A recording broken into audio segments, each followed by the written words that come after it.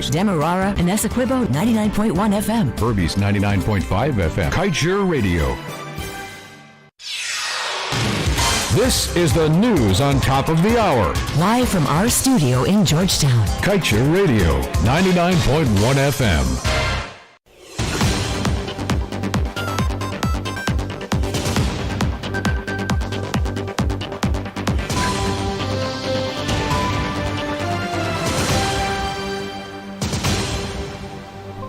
Good evening. Welcome to this evening's newscast in Kaieteur Radio. I'm Kevin Smith.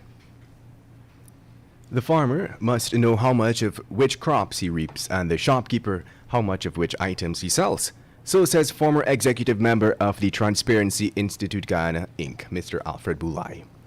Boulay explained that Guyanese are paying for the Liza Destiny and Liza Unity FPSO vessels operating in the Starboard Block. He noted, however, that citizens are completely unaware of what value they are getting for their dollars, as information pertaining to the levels of production, among others, is not readily available for public scrutiny.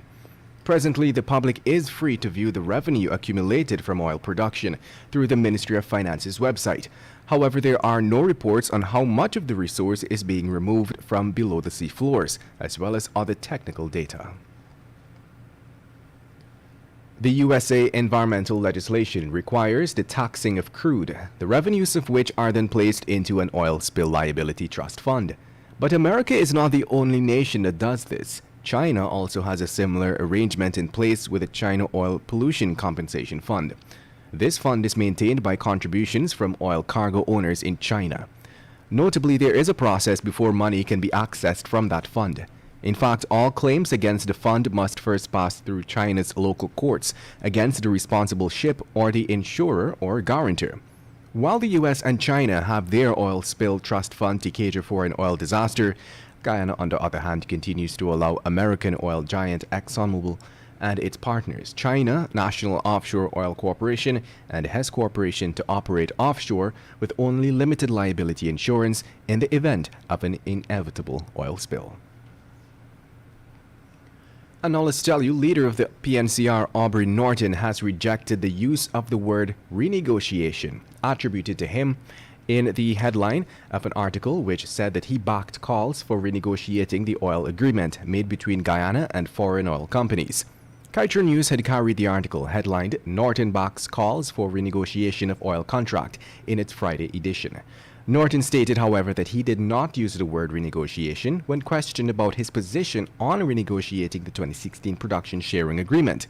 In a letter to the editor, Norton stated, and I quote, "What I did say was that the law provides for action to be taken to ensure that the people of Guyana benefit from our resources, and that the contract provides for changes to be made in keeping with Article 31(2) of the agreement, and that the PNCR will do everything within the confines of the law to ensure our people get increased benefits from the oil and gas sector." And moving on, President of the General Workers Union, Norris Witter, has called on the government to offer real solutions to the problems citizens are facing, as opposed to the presentation of fasting and praying activities as a substitute. GWU, during their third week of protest action outside Parliament building yesterday, said that prayer alone cannot help a nation when its people are hungry. The union has thus reiterated, among other things, demands for the government to approve the 2019 minimum wage agreement as a show of genuine concern for citizens. That agreement would see workers' lowest paying moving from $44,200 to $60,000. Witter said that the government has the perfect opportunity to demonstrate in a tangible way how righteous they are. Since protest action commenced weeks ago, Witter said that there has been no indication by the government that they are concerned about easing, in particular, cost of living woes. And moving on, Anthony Prasad, who confessed to stabbing a man 6 times, was on Friday handed a 6-year jail sentence.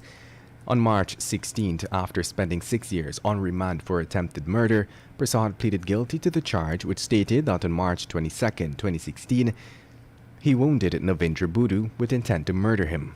State prosecutor Simran Gadraj had told the court that both parties are not known to each other, and on the day in question, around 18 hours, Budu was walking along the UG Access Road when he was attacked from behind by Prasad. It was stated that Prasad, who was armed with a pair of scissors, pushed his hands into Budu's pockets, inquiring what he had. The victim, however, resisted and Prasad punched him in the face, causing 2 of his teeth to break.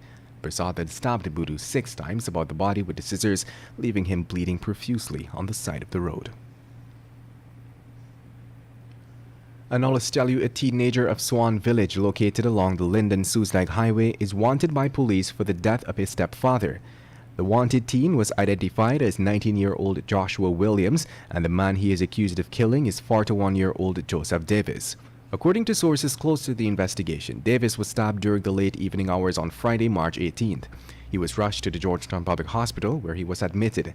9 days later, on March 27th, Davis died. Last Friday, police issued a wanted bulletin for Williams. Investigators believe that Williams was the one who had stabbed Davis on Pagwo Day. If anyone has seen or possessed information about Williams' whereabouts, they are asked to make contact with police on telephone numbers 216-0251, 225-8196, or the nearest police station.